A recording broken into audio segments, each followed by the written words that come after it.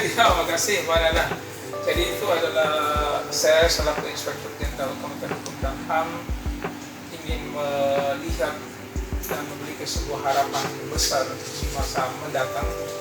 Kementerian ini adalah menjadi kementerian yang bermartabat, terpercaya, yang saya kemudian kemas dalam sebuah istilah mewujudkan keagungan Kementerian Hukum dan HAM.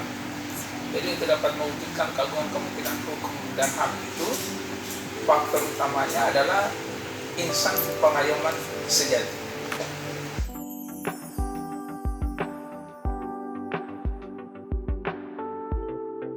Iya, baik. Gini, kalau menurut hemat saya memang harus dibedakan sebab dalam satu organisasi bisa aparatur sipil negara yang ada di dalamnya itu ada yang hanya menjadi biasa-biasa saja dan ada yang menjadi luar biasa. Yang luar biasa itu sebenarnya saya istilahkan dengan yang sejati. Jadi kalau mereka yang biasa, yang penting dia hanya berkinerja.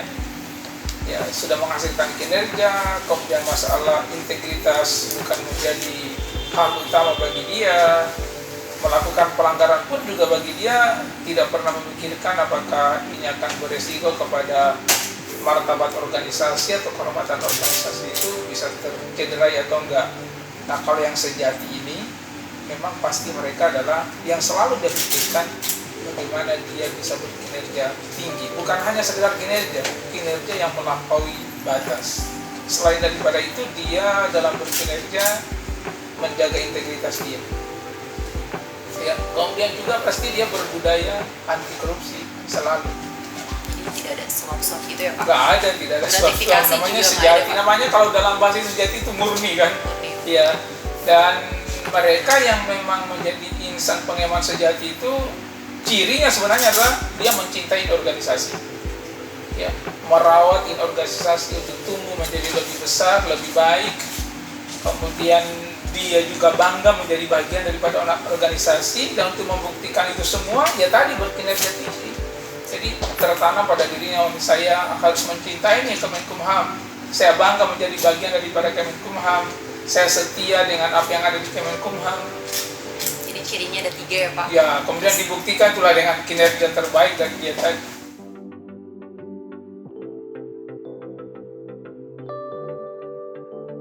Yang saya ingin harapkan adalah semuanya.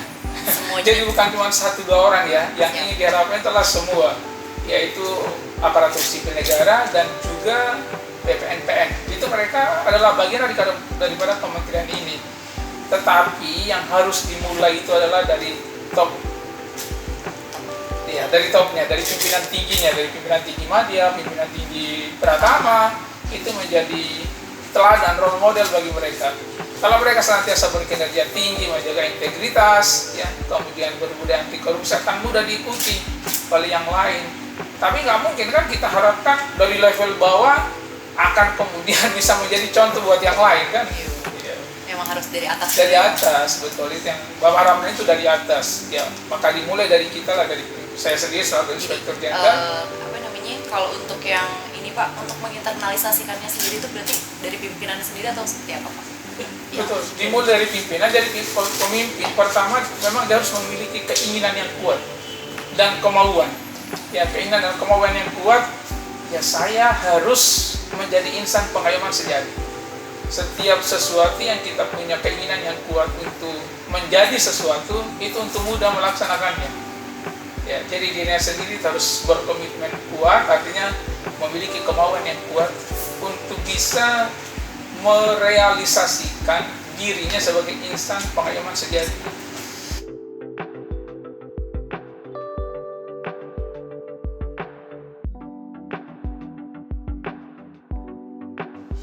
Setiap orang di organisasi ini ibarat seperti pisau bermata dua.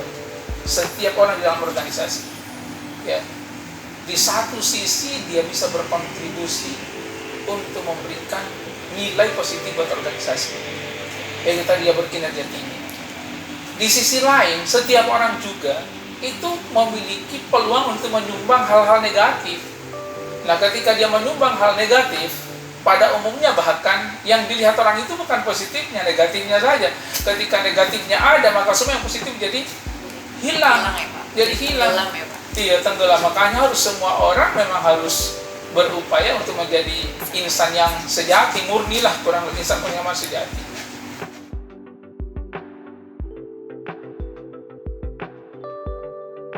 Bahwa sih targetnya lebih cepat lebih bagus. Tetapi ini yang perlu difikirkan bahwa untuk membuat ini lebih cepat itu sekali lagi bergantung dengan dan tidak bisa oleh hanya satu pimpinan. Ini 11 unit eselon 1, belum ada lagi kambil-kambil daerah. Jadi harus berorkestra bersama-sama ini seluruh pimpinan tinggi Madya, pimpinan tinggi Pratama. Yuk kita wujudkan bersama-sama terkait dengan insan pengayoman gitu ya, sejati, bersinergi bersama-sama.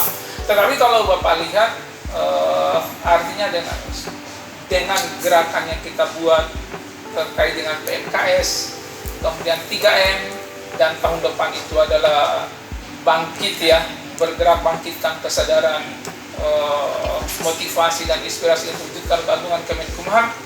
Itu saya kira insya Allah secara pelan-pelan banyak juga yang sadar ternyata selama ini saya ini masih biasa-biasa, belum luar biasa untuk organisasi.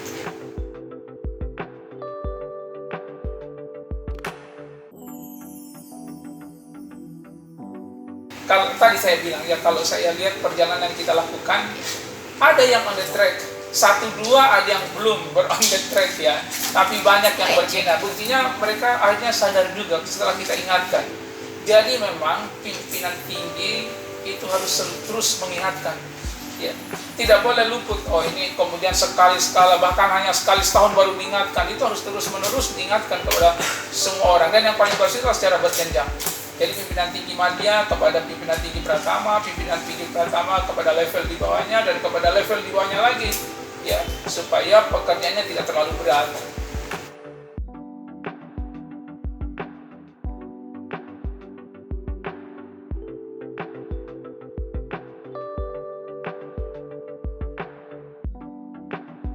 Sebenarnya tantangan itu bisa dianggap sederhana, bisa dianggap tidak sederhana ya.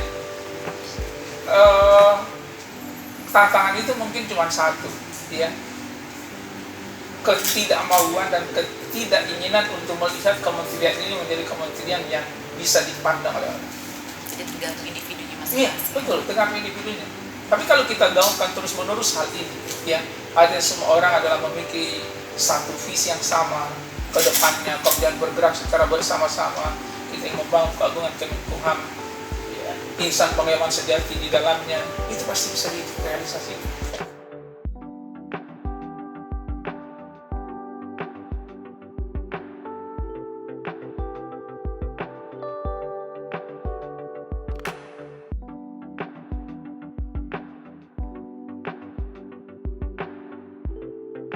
Ya, formulanya sebenarnya sederhana, ya. Segala sesuatu untuk mewujudkan hal yang baik adalah kita belajar dan berlatih, ya. Jadi belajar dan berlatih, kemudian melihat apa yang bisa membuat kita bisa berkinerja tinggi, apa yang bisa membuat kita bisa menjaga integritas, apa yang bisa membuat kita bisa berbudaya anti korupsi, ya, dan juga menghindari hal-hal tadi lebih lanjut. Itu harus terus-menerus meningkatkan kecerdasan dia. Ya. Kecerdasannya bukan cuma satu kecerdasan yang harus dia, ada kecerdasan intelektual dia, kemudian kecerdasan emosional dia, kecerdasan spiritual dia. Kalau dalam bahasa undang-undang ASN sebenarnya adalah dia harus meningkatkan kompetensi teknis dia, kemudian kompetensi manajerial, dan kompetensi sosial kultural. Sebenarnya inilah yang disebut dengan ASN paripurna atau ASN sejati. Dia memiliki 3 hal ini.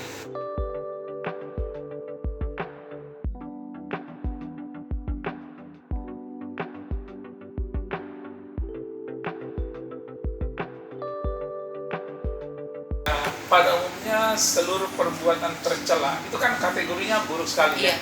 Itu perbuatan tercela, dan itu benalu parasi, itu kan membahayakan, ya.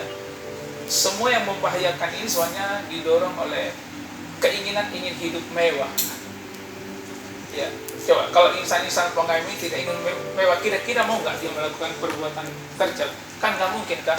Ingin hidup glamor, dia maunya hidup di atas gaji dia, di atas take home pay dia. Nah, pada akhirnya kemudian melakukan hal-hal yang tercela. Ya, jadi memang harus menekan keinginan dia. Dia boleh berkeinginan, tapi disesuaikan standar daripada gaya hidup dia, itu disesuaikan dengan income dia, yang halal ya.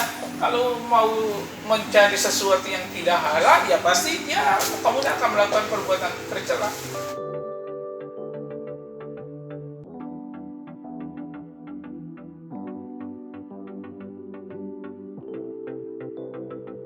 Ya, tadi sebenarnya dari awal saya sudah katakan ya, mari kita cintai di kementerian. Ya, kita harus bangga menjadi bagian daripada kementerian ini. Di kementerian inilah kemudian, kalau dalam bahasa sederhananya itu artinya nafkah hidup kita itu ada di sini. Kalau orang-orang kain ada nafkah hidupnya melalui pertanian, melalui peternakan, perdagangan. Kalau kita sebagai orang tusi negara kan secara normal kita income-nya dari sini. Jadi harus mencintai kementerian ini, menjaga martabatnya, ya, menjaga kehormatan daripada organisasi ini, dan paling penting adalah bagaimana ada trust atau kepercayaan masyarakat dengan kementerian. Saya kira insan pengayoman sejati itu kalau bisa diwujudkan, trust dari masyarakat pasti akan ada buat kita.